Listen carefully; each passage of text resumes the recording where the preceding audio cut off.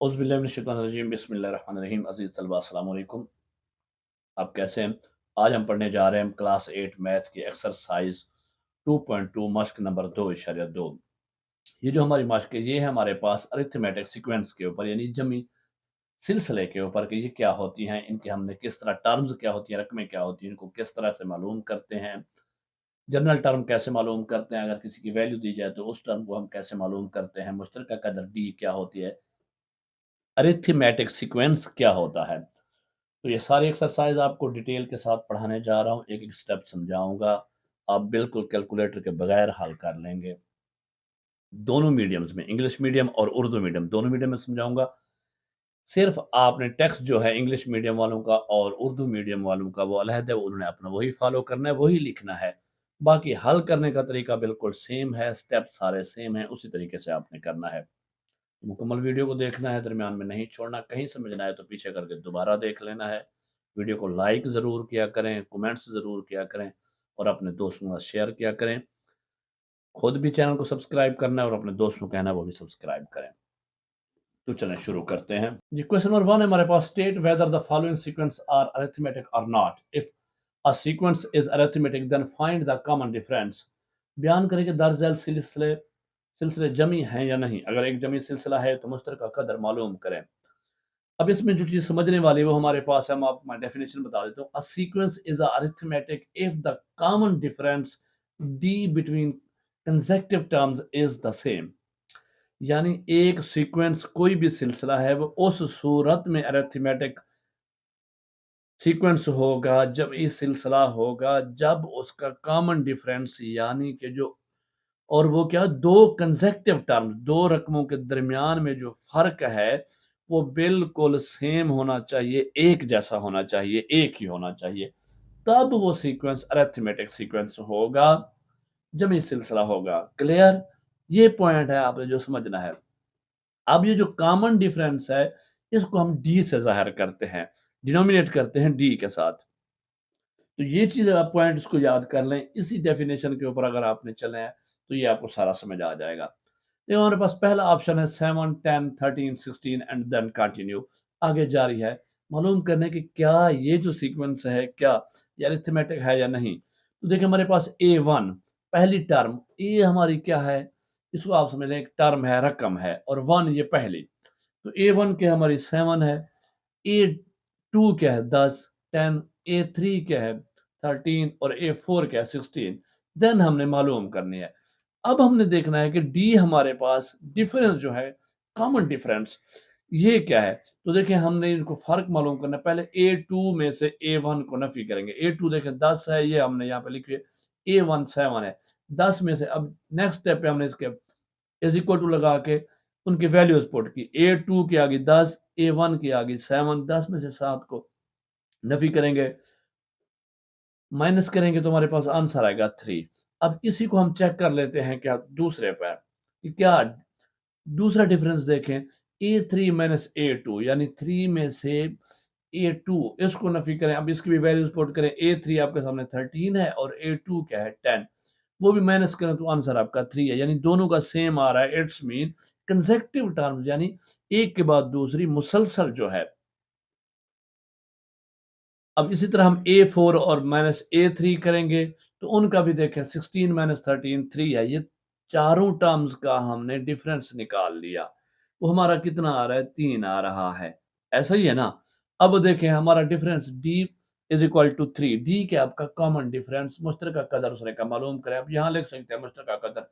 English वाले सिर्फ D is equal to 13 3 लिख लेंगे, और जो उर्दू मीडियम वाले सिर्फ मुश्तरका कदर बराबर है 3 लिख लेंगे। दैट इज, ये आपका आंसर है। तो हम इसको लिखेंगे, it is an arithmetic sequence because common difference D between consecutive term is the same. और उर्दू में क्या होगा, ये एक जमी सिलसिला है क्योंकि दो मुतवातिर रकूम के दरमियान मुश्तरका कदर एक जैसी है। क्लियर? पहला सवाल था, आपको बड़े डिटेल से समझाया है, तफसील से समझाया, ताकि नेक्स्ट जो हमारे क्वेश्चन है उनको थोड़ा सा स्पीड से हम कर लें। जी, अब इसका ऑप्शन 2 है हमारे पास, 3 minus 2 minus 7 minus 12 and then continue. उसी तरीके से हम लिखेंगे A1 क्या है, A2 और A3, इन सब के हमने वैल्यूज लिख दी। A1 3 है, A2 माइनस 2 है, A3 माइनस 7 और A4 -12 है। अब हमने मालूम करना है डी। तो पहले हम A2 में से -A1 करेंगे। तो -2 -3 है तो ये क्या बनेगा? -5 बन जाएगा। नेक्स्ट पे हम A3 -A2 करेंगे तो -7 माइनस उससे करेंगे -2। अब ये -2 है तो साहब ज़रा ये नफ़ी कर रहे हैं। नेक्स्ट स्टेप पे आप देखिए -7 तो वैसे आएगा जब ब्रैकेट से पहले नफ़ी आ जाए तो अंदर वाली अलामतों को तब्दील कर देती है। और हमने ये इनिशियल क्लास में पढ़ा था, आपको बताया था कि जब प्लस मल्टीप्लाई बाय प्लस होगा, जमा ज़रब जमा होगा तो वो जमा आएगा, नफ़ी ज़रब नफ़ी होगा तब भी जमा आएगा। जब भी दोनों सिंबल इकट्ठे आएँगे, एक जैसे आएँगे तो वो जमा हो जाएँगे। और अगर जम्मा ज़रब नफ़ी होगा या नफ़ी ज़रब जमा होगा, minus multiply by plus, plus multiply by minus होगा तो वो क्या होगा? माइनस होगा। तो देखिए यहाँ पे नफ़ी नफ़ी जमा होगा 2। अब नफ़ी 7 है, जमा 2 है, तो साफ ज़ाहिर इसमें से माइनस करेंगे तो बाकी हमारे पास बच जाएगा -5। अब हम नेक्स्ट की मालूम करते हैं D is equal to A4 minus A3 is equal to -12 -7, उसी तरीके से माइनस माइनस प्लस। तो मैन नफ़ी 12 में से जमा 7 गया तो नफ़ी 5 बच गया। अब इसका भी अगर आप देखें डी डिफरेंस मुश्तरका कदर क्या है? -5 है और सेम आ रही है तो इट्स मीन अब यहाँ पे हम निकालेंगे डी इज़ इक्वल टू -5, मुश्तरका कदर हमारी है -5 के बराबर। तो ये लिखेंगे it is an arithmetic sequence because common difference d between consecutive term is the same। ये एक जमई सिलसिला है क्योंकि दो मतवातिर रकूम के दरमियान मुश्तरका कदर एक जैसी है। क्लियर जी। ऑप्शन 3 है हमारे पास 1 4 9 15 देन कंटिन्यू। उसी तरीके से हम लिख लेंगे A1 is equal to 1, A2 is 4, A3 is 9 and A4 is 15। अब उसको मालूम करेंगे। देखें डी पहले मालूम करेंगे A2 और A1 के दरमियान, तो 4 - 1 होगा इज इक्वल टू 3। अब डी करेंगे, डिफरेंस मालूम करेंगे A3 - A2 9 -4 तो 5 आ गया। D is equal to A4 to A3। अब थर्ड टर्म की हमने इन दोनों की निकाल ली तो 15 - 9 6। अब इस देखें तो आपको ये काम एक जैसी नजर नहीं आ रही बल्कि मुख्तलिफ है। इट्स मीन इसकी मुश्तरका कदर एक जैसी नहीं है तो ये अरिथमेटिक सीक्वेंस नहीं होगा। तो हम लिखेंगे it is not an arithmetic sequence because common difference D between consecutive term is not the same. ये एक जमी सिलसिला नहीं है क्योंकि दो मुतवातिर रकूम के दरमियान मुश्तरका कदर एक जैसी नहीं है। क्लियर जी। क्वेश्चन इसका ऑप्शन 4 5 5 5 5 आ गया है। Then continue. अब हम उसी तरह के A1 भी 5, A2 भी 5, A3 भी 5, A4 भी 5। अब इसको जब माइनस करेंगे तो 5 में से 5 गया 0 आया। जब डी A3 में से A2 5 5 गया तो 0 आया।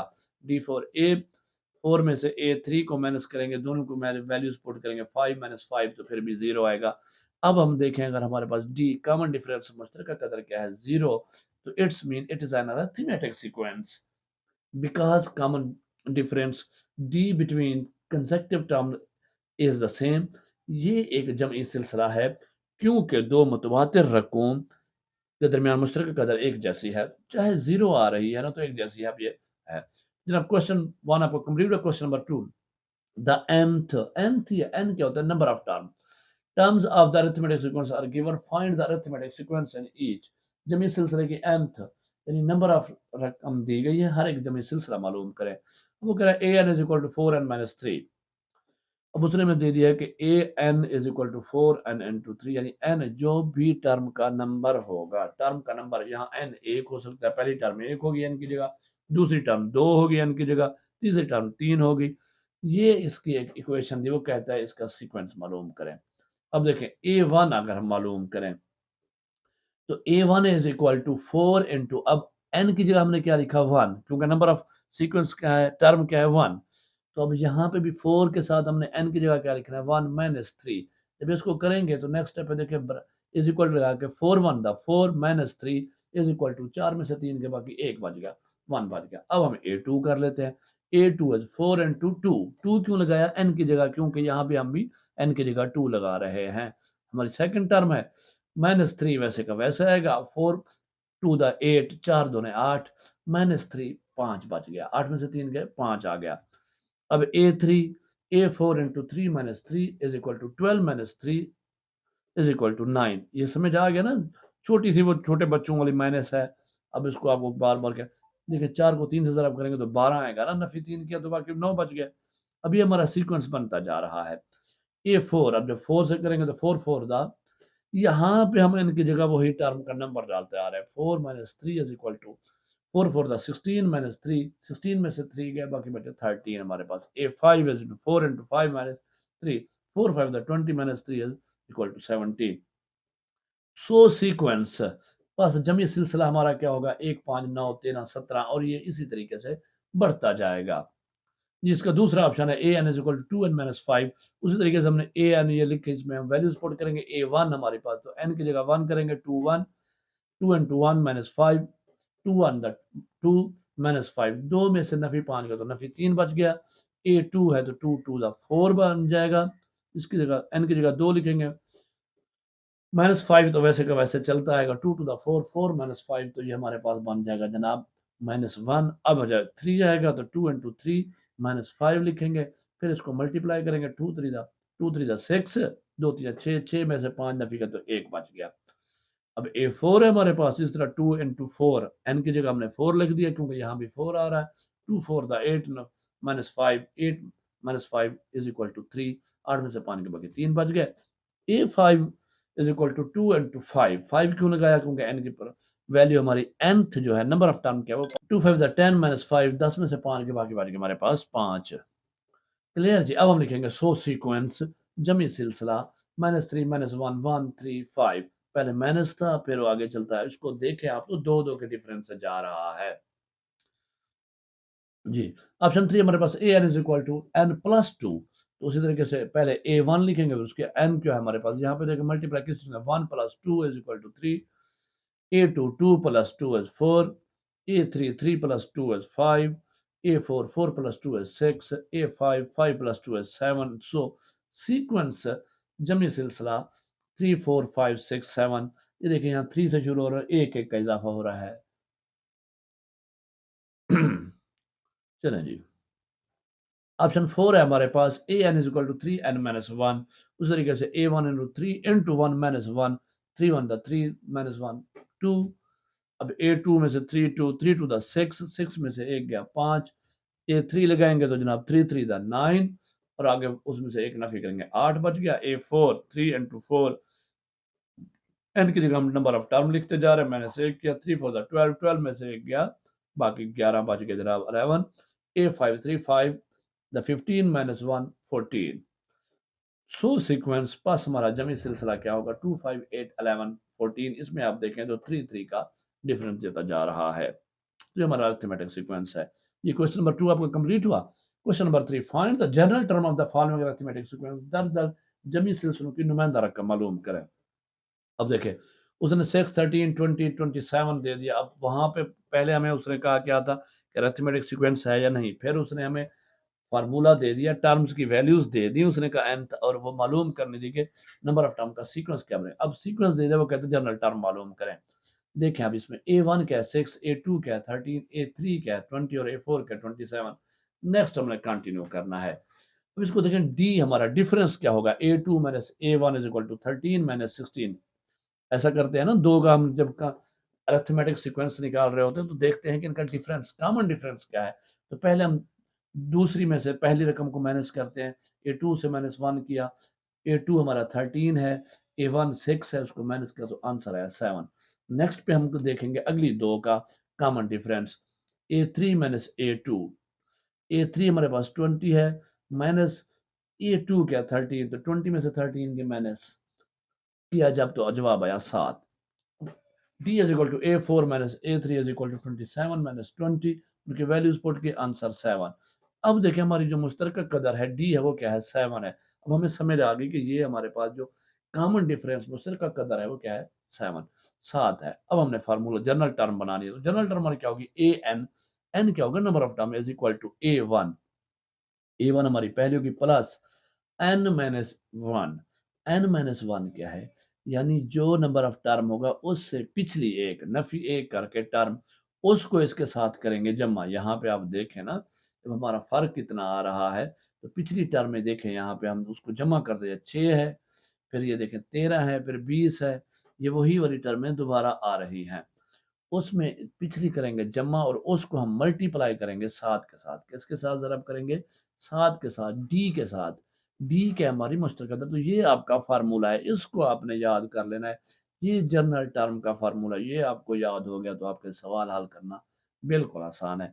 तो a n is equal to A1 plus n minus 1 into D. अब वैल्यूज़ पुट कर लें, बस जब फ़ॉर्मूला मुश्किल था। ए एन वैसे का वैसे, क्योंकि हमने जनरल टर्म ए वन क्या है हमारे पास देखें 6 प्लस एन माइनस वन, ये तो हमारे जो पिछली होगी उसकी मालूम करनी होगी ना क्या होगी। डी क्या हमारे पास 7 7। अब 7 क्या हो रहा है मल्टीप्लाई, नेक्स्ट स्टेप पे इसको मल्टीप्लाई ज़रब कर देते हैं।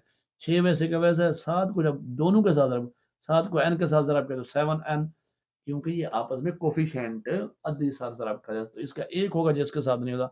7 1 दा 7 एन वैसे का ऐसा है। नफ़ी का आया नफ़ी, 7 1 दा 7 ये 7 आ गया। अब देखिए यहाँ पे जमा ये हमारे पास क्या है, ये कांस्टेंट नंबर्स हैं, मुस्तकिल हैं। ये 6 और ये जमा का 6 और ये माइनस का 7, 7 एन जो है ये तो हमारे पास टर्म है जनाब। अब देखिए ये 6 जमा का है और ये 7 नफ़ी का है। तो अगर नफ़ी 7 में से जमा 6 गया तो क्या बचेगा नफ़ी 1। तो नेक्स्ट टर्म पे हम इसको नफ़ी कर लेते हैं। इसको हम ऐसे भी लिख सकते हैं। अच्छा इसको हम ऐसे भी लिख सकते हैं, a n is equal to 7 n minus 7 plus 6। ये 7 इधर भी 6 भी आ सकता है, कोई इशू नहीं है। जब इसको करेंगे 7 एन माइनस 1 हमारे पास बच जाएगा। हमारे पास फाइनल टर्म बन गई है कि 7 n is equal to minus 1। चलो जी, इसका ऑप्शन 2 है हमारे पास। 5 7 9 11। उसी तरीके से A1 हमारे पास 5 है, A2 हमारे पास 7 है, A3 हमारे पास 9 है, A4 11 है। Then continue. अब हम इनका कॉमन डिफरेंस मालूम कर लेंगे बारी बारी। A2 में से A माइनस 1 करेंगे, 7 में से 5 गया, लेकिन ये 7 है फिर 5 है, 2 बचेगा। फिर हम इस तरह A3 माइनस A2 कर लेंगे, उनकी वैल्यूज पुट की। 9 माइनस 7 हुआ, उसको माइनस किया तो 2 बच गया। फिर हमने A4 माइनस A3 किया, 11 में से 9 गया, 2 बच गए। ये देखिए हमारे पास जो अब डी है मुश्तरक अदर वो 2 बन गई। अब वही फार्मूला लगा, a n is equal to A1 plus n minus 1 into D. अब वैल्यूज पुट कर दें जनाब। A1 हमारे पास 5 है, एन माइनस 1 वैसा रहेगा। डी क्या है 2। अब 2 करेंगे एन के साथ, इनके साथ मल्टीप्लाई, तो 5 का 5, 2 एन माइनस 2 बच गया। अब क्या करना है, इस माइनस 2 को माइनस 5 में से नफी कर लेना है, तो हमारे पास आंसर जो बच जाएगा। इसको हम ऐसे भी लिख सकते हैं, ये बार बार समझाने की जरूरत नहीं पड़ी, सिर्फ आपको समझाने के लिए लिख रहा हूँ। ये स्टेप आप खत्म भी कर सकते हैं। 2n माइनस 2 प्लस 5, तो जनाब अब आंसर आएगा 2n प्लस 3, क्योंकि ये प्लस 5 है, ये माइनस 2 है, तो क्या बचेगा प्लस 3। तो ये हमारी जनरल टर्म बन गई जी। इसका तीसरा ऑप्शन है 4 9 14 19 एंड देन कंटिन्यू। 4 9 14 और 19 उसी तरीके से आपने पहले लिख लें जनाब। अब वहां देखिए मैंने एक स्टेप खत्म किया है, हमने ये नहीं लिखा कि A1 कौन सी, A2 कौन सी, A3 कौन सी, A4। आपको समझ आ रहा है, A1 है, A2 है, A3 है, A4 है। ठीक है ना, आपके लिए आसानी की है। तो अब यहाँ पे पहले पहले हमने कहा था D is equal to A1। A1 हम बना लेते हैं कि A1 हमारे पास क्या है। तो ये क्या होती है, A2 में से A1 अगर हम नफी करें तो 9। A1 हमारे पास देखिए, A2 क्या है 9 और A1 क्या है 4। 9 में से 4 को हम माइनस करेंगे तो आंसर आएगा 5। इट्स मीन हमारा जो कॉमन डिफरेंस है वो क्या होगा 5। गुड। अब जना मुश्तरक कदर हमारे कितना है 5। हमने एक स्टेप यहाँ पे 2 3 जो है वो बचा लिए। अब यहाँ पे हम फार्मूला लगा देंगे, वही फार्मूला लगाने के बाद वैल्यूज पुट कर दें। A1 हमारे पास क्या है 4 प्लस n माइनस 1, ये वैसे रहेगा। D हमारा क्या है कॉमन डिफरेंस 5। अब 5 को मल्टीप्लाई करेंगे इनके साथ तो जनाब 4 का 4 आएगा प्लस 5n माइनस 5। अब इसी में से माइनस 5 में से 4 को नफी कर लेना है हमने, तो an is equal to 5n minus 1। ये हमारे पास आंसर बच जाएगा। ये हमारी जनरल टर्म है जी। चौथा हमारे पास ऑप्शन है 2 12 22 एंड देन कंटिन्यू। अब देखें डिफरेंसेस क्या हमें मालूम करना है। A2 माइनस A1, A2 12 है और A1 क्या है 2। 12 में से 2 माइनस का तो आंसर आया 10। मुश्तरक कदर हमारे पास कॉमन डिफरेंस D क्या है 10। फार्मूला लगा लें, an is equal to A1 plus n minus 1 into D. अब वैल्यूज पुट कर दें, वैल्यूज आपने जनाब पुट की तो यहाँ पे डी की जगह 10 आ जाएगा। अब 10 को हमने मल्टीप्लाई कर देना, 2 वैसे का वैसे 10 एन, एन को 10 से ज़रब किया तो 10 एन माइनस 10 वन द 10। अब ये माइनस 10 है और ये जमा का 2 है, तो इसमें से नफी करेंगे माइनस 8 बच जाएगा। तो नेक्स्ट स्टेप हमारे पास आएगा 10 एन माइनस 8। ये हमारी जनरल टर्म आंसर है। ये question number 4, which term of the arithmetic sequence 1 4 7 then continues 91। जमनी सिलसिला 1 4 9 की कौन सी रकम 91 है। अब उसने एक सीक्वेंस दिया, वो कहते हैं कौन सी रकम, कौन सी नंबर ऑफ टर्म जो होगी वो जाके 91 बनेगी। तो चलो जी, घबराना नहीं है, आपने इसको लिख लेना है, a n is equal to 91, यानी ए एन जो नंबर ऑफ टर्म होगा वो हमारे पास 91 है, एन हमने मालूम करना है कि कौन सी बनेगी। पहले हम मालूम कर रहे हैं डिफरेंस, लेकिन डिफरेंस हमारे पास क्या है, a two minus a one. A two क्या होगा हमारे पास, ये देखें 4 है, और ए वन क्या है 1, 4 में से 1 गया 3, इट्स मीन हमारा जो डिफरेंस है डी वो क्या है 3 आएगा। बाकियों का हम क्यों नहीं निकाल रहे, क्योंकि अरिथमेटिक सीक्वेंस के अंदर कॉमन डिफरेंस डी हमेशा सेम रहेगा, इसलिए हम बार बार नहीं निकाल। हमें पता है कि हमने एक का मालूम कर लिया तो 3 है, अगर मुख्तलिफ होगा तो अरिथमेटिक सीक्वेंस होगा ही नहीं, इसलिए हम कहते हैं 3 है। अब मुश्तरक कदर हमारे पास 3 है जनाब। अब फार्मूला लगा लें, वही formula A n is equal to A one plus n minus one into D. अब इसकी आप वैल्यूज पुट कर दें। ए एन हमारे पास क्या है 91, क्योंकि नंबर ऑफ टर्म हो गई है। ए वन क्या है 1, ये देखें ना, ए वन 1 है ना, plus n minus one into three, three के साथ इसको मल्टीप्लाई करें जनाब, तो ये 3 1 माइनस थ्री आ गया। अब ये माइनस थ्री और ये प्लस वन है, इसको नफी करेंगे तो क्या आ जाएगा 3 एन माइनस टू बच गया। अब हम देखें इक्वेशन वाला रूल लगाते हैं, ये -2 अगर इक्वेशन यहाँ इधर जाएगी तो क्या हो जाएगा जमा, 91 प्लस 2 हो जाएगा। ये हम -2 को इक्वेशन की लेफ्ट साइड पे, राइट से लेफ्ट साइड पे ले आए, यहाँ पे माइनस दूसरी तरफ जाएगा, जमा हो जाएगा। अब नेक्स्ट पे हमारे पास आ जाएगा जनाब, आपने नीचे करते जाना, मैंने बोर्ड के यहाँ लिख दिया है, ये बन जाएगा 93 इज इक्वल टू 3n। अब देखिए ये 3 के साथ n मल्टीप्लाई कर रहा है, हमें तो मालूम करना है सिर्फ n, तो हम n को बचाएंगे, 3 को जब इधर ले दूसरी तरफ ले आएंगे इक्वेशन के मसावात के, यहाँ मल्टीप्लाई हो रहा है दूसरी तरफ डिवाइड हो जाएगा, इधर तक ज़रब हो रहा है वहाँ तकसीम होगा। तो देखें 93 divide by 3 is equal to n। अब देखें ये कटता है तो 3 3 दा 9, 3 1 दा 3, 31 बचता है, तो it's mean n is equal to 31। ऐसे लिखें या ऐसे लिख दें, तो ये जनाब आपका आंसर है। इस तरीके से आपको पता चलेगा कि जो 31वीं टर्म होगी, नंबर ऑफ टर्म 31 होगा, वो जाकर 91 के इक्वल हो जाएगी। जी, क्वेश्चन नंबर 5 है हमारे पास, which term of the arithmetic sequence 258 is 62। अब वो कहते हैं जमी सिलसिला एक टर्म होगी, कौन सी रकम 62 होगी, ये कौन से 62 होगी, वही वाला तरीका कार है। पहले आप लिख लें a n is equal to 62, n अब हमने मालूम करना है, पहले डिफरेंस मालूम कर लेते हैं, कॉमन डिफरेंस ए टू में से माइनस ए वन करेंगे तो ये क्या आएगा, ए टू क्या है 5 माइनस ए वन क्या है 2, उसमें से माइनस किया 5 में से 2 क्या है 3, इसका भी आंसर 3 है। इसमें हमारा कॉमन डिफरेंस मुश्तरका कदर क्या है 3। अब फार्मूला लिख लें, फार्मूला आपने लिख लिया जनाब, फार्मूला लिखने के बाद वैल्यूज पुट की, वैल्यूज पुट कर देंगे कि ए वन हमारा 2 है, plus n minus one into three, three को मल्टीप्लाई करें तो ये 3n माइनस थ्री आ गया। अब ये देखिए माइनस थ्री है, ये प्लस टू है, इसमें से जाएगा तो माइनस वन बच जाएगा। नेक्स्ट स्टेप हम 3n माइनस वन किया, वही इक्वेशन वाला रूल, माइनस वन को जनाब इक्वेशन की लेफ्ट साइड पे ले गए, तो ये यहाँ पे माइनस था, यहाँ पे प्लस हो जाएगा, जमा हो जाएगा। अब क्या करेंगे हम जनाब, इसको जमा किया तो 62 और एक 63, 63 इज इक्वल टू 3n। अब हमने जनाब 3 को लाना, इधर मल्टीप्लाई हो रहा है, दूसरी तरफ जाएगा डिवाइड हो गया। अब कट कर दें, 3 1 दा 3, 3 2 दा 6, 3 1 दा 3, 21 आ गया, तो n इज इक्वल टू 21 जनाब, ये आपका आंसर आ गया। जी, क्वेश्चन नंबर 6 है, find the next term by two term rule of arithmetic. जमे सिलसिले की अगली दो रकम बस रही है, रकम से रकम असूल मालूम करें। तो ये 2 8 14 है, आगे वो कहता है अगली दो बताएं। लेकिन डी हमारे पास क्या होगा difference, a two minus a one, यहाँ पे ए टू क्या है 8 माइनस ए वन क्या है 2, नफी क्या 6, इट्स मीन हमारा कॉमन डिफरेंस क्या आ गया 6। अब हमारे पास ए वन क्या होगा, ए वन है हमारे पास 2।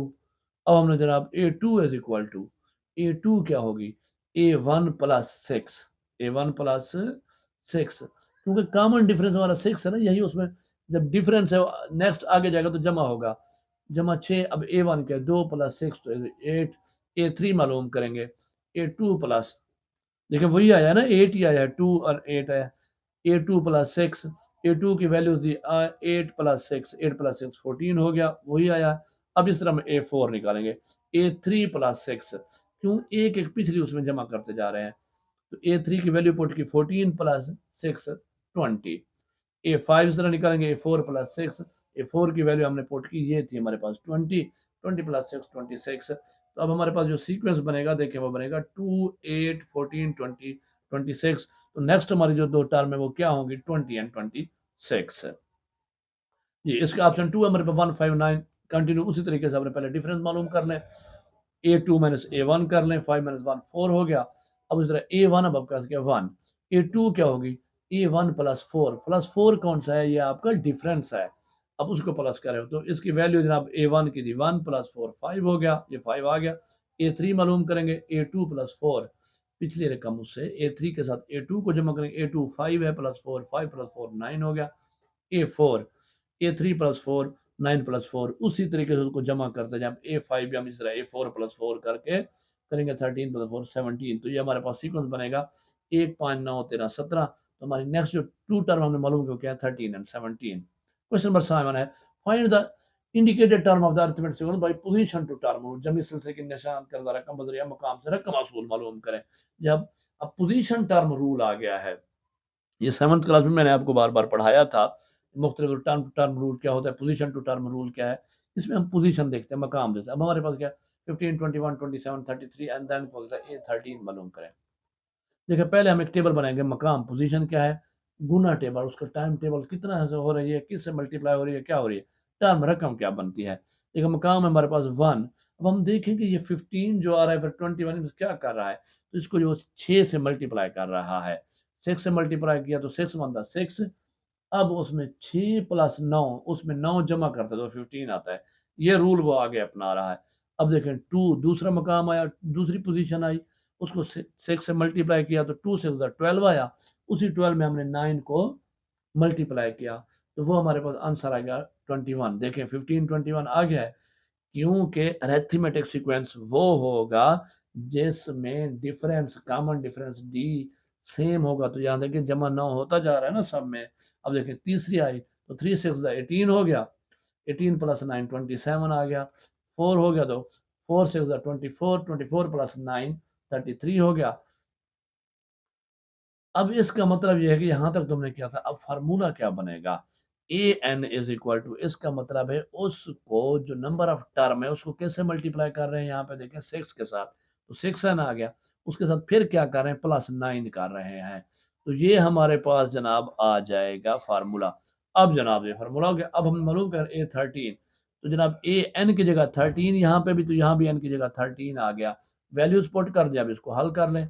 A13 6 मल्टीप्लाई बाय 13, 13 6 78, 13 छके 78 प्लस 9, 78 जमा 9 करेंगे तो जनाब जवाब आएगा 87। ये आपका आंसर है। इसका दूसरा ऑप्शन है हमारे पास 2 9 16 23, A41 मालूम करना है। उसने मकाम पोजीशन टाइम वो बना लें, पोजीशन है 1 और ये टाइम क्या है 7 से मल्टीप्लाई कर रहा है और माइनस हो रहा है 5 से। 7 माइनस 5 तो 2, तो आपकी फर्स्ट टर्म आ गई। 2 करें, इसको मल्टीप्लाई करें 7 से 14 आया, 14 माइनस 5 करें 9, ये आपकी सेकंड टर्म आ गई। 3 है, 3 को मल्टीप्लाई करें 7 से 3 7 21, 3 7 21, 21 में से 5 नफी करें 16, आपकी तीसरी टर्म आ गई। तो चौथी 4 7 28, 28 में से माइनस 5 करें 23, एक जैसा कॉमन डिफरेंस आ रहा है। तो इट्स में अब रूल क्या बनेगा, a n is equal to 7n, number of term को 7 के साथ मल्टीप्लाई करेंगे और उससे 5 माइनस करके जब ये बन गया तो वैल्यूज पुट करें। ए एन हमारे पास क्या है 41, 41 यहाँ एन की जगह हमने 41 को पुट किया। वैल्यूज पुट करने के बाद नेक्स्ट पे हल करें, 7 को 41 से ज़रब दें तो ये हमारे पास 7 1 7 7 4 28, 287 आ गया। तो उसमें से 5 गया तो आपके पास 282, ये आंसर हो गया। क्वेश्चन नंबर 8 है find the indicated term of arithmetic sequence, जमी सिलसिले की निशान करदा रकम मालूम करें।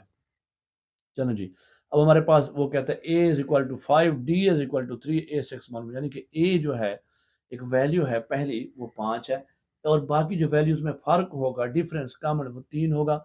A6 मालूम करनी है। पहले आप फार्मूला दोहराएं, याद करें, फार्मूला याद आ गया, हाँ जी, a n is equal to A1 plus n minus 1 into D. अब हमने वैल्यूज पुट करनी है। यहाँ पे आप देखें हमें मालूम क्या है, देखें n क्या है हमारे पास 6, 6 है ना, नंबर ऑफ टर्म वो 6 मालूम करना चाह रहा है तो वो 6 आ गई। A1 क्या हमारे पास 5। अब ये जो n माइनस 1 है ये क्या है, जो हमारे पास टर्म है उसमें से एक टर्म को नफी करना है। तो टर्म कौन सी पूछिए 6, 6, 6 में से एक गया क्या बचेगा 5, तो ये 5 आ गया। डी डिफरेंस क्या है 3, ये 3 आ गया। जब आपने ये वैल्यूज पुट कर लिया अब तो हल करना बिल्कुल आसान हो गया। तो जनाब ये हल कैसे करेंगे, तो 5 प्लस 5 जमा वैसे आ जाएगा, 5 इंटू 3, 5 3 दा 15, 5 3 15, अब 15 जमा 5 को जमा कर लें तो A6 इज इक्वल टू 20 आपका आंसर आ गया। ये दूसरा ऑप्शन है A is equal to 12, D is equal to 2 and A5 मालूम करना है। उसी तरीके से आप AN पहले फार्मूला लिख लें, फार्मूला लिखने के बाद वैल्यूज पुट करें। N हमारे का नंबर ऑफ है 5, A1 क्या है 12। अब N माइनस 1 टर्म कौन सी है 5, उसमें से जब एक नफी होगी तो बच जाएगा 4। D हमारा डिफरेंस 2, ये हो गया। नेक्स्ट स्टेप पे हम क्या करेंगे, पहले ब्रैकेट वाली को हल कर देंगे। 12 वैसे के वैसे की जमा 4 दूने 8। अब नेक्स्ट पे 12 जमा 8 कर लेंगे तो A5 is equal to 20 answer आ गया। तीसरा step A is equal to 5, D is equal to 5, A is 10 मालूम करना है हमने। उसी तरीके से पहले फार्मूला लिख लें, फार्मूला लिखने के बाद जनाब वैल्यूज पुट करें। AN क्या है हमारे पास 10, A1 क्या है 5। अब n माइनस 1 क्या होगा, 10 में से एक गया 9 और d डिफरेंस क्या है 5। ये वैल्यूज पुट कर दी। अब पहले ब्रैकेट को जरब कर देंगे, 5 वैसे आ जाएगा, जमा 5 में 45, 5 में 45। अब नेक्स्ट पे इसको 45 और 5 को जमा करेंगे तो A10 इज इक्वल टू 50 होगा। चौथा हमारे पास A is equal to 9, D is equal to 3 and A15 हमने मालूम करना है। उसी तरह फार्मूला लिखें, फार्मूला लिखने के बाद वैल्यूज पुट करें। AN क्या है 15, A1 क्या है 9 और n माइनस 1 क्या है 15 में से एक जाए तो 14 बच गया 14। डिफरेंस D क्या है 3। अब हम 14 मल्टीप्लाई बाय 3 करेंगे, 14 42, 14 3 42। अब 9 और 42 को करेंगे प्लस तो ये जनाब हमारे पास आ जाएगा 51। A10 is equal to 51। तो ले आगे आपके पूरी एक्सरसाइज कंप्लीट हुई। आपको सारी मश्क स्टेप बाय स्टेप एक एक चीज़ क्लियर करके समझा दिए। कहीं समझ रहा है तो उसको पीछे करके रोक के दोबारा देखें और समझें। समझ आ जाएगी, फिर भी समझ रहा है तो कमेंट्स करके पूछ लें, इंशाल्लाह आपको डिटेल आंसर मिलेगा। वीडियो को लाइक करना है, शेयर ज़रूर करना है, कमेंट्स ज़रूर करने हैं। हौसला अफजाई करनी बड़ी मेहनत से आपके लिए ये वीडियोस बनाई जाती हैं। और ख़ुद भी चैनल को सब्सक्राइब करना, अपने दोस्तों वगैरह वो भी सब्सक्राइब करें। मिलते हैं नेक्स्ट एक्सरसाइज के साथ नेक्स्ट वीडियो में, तब तक अल्लाह हाफ़िज़।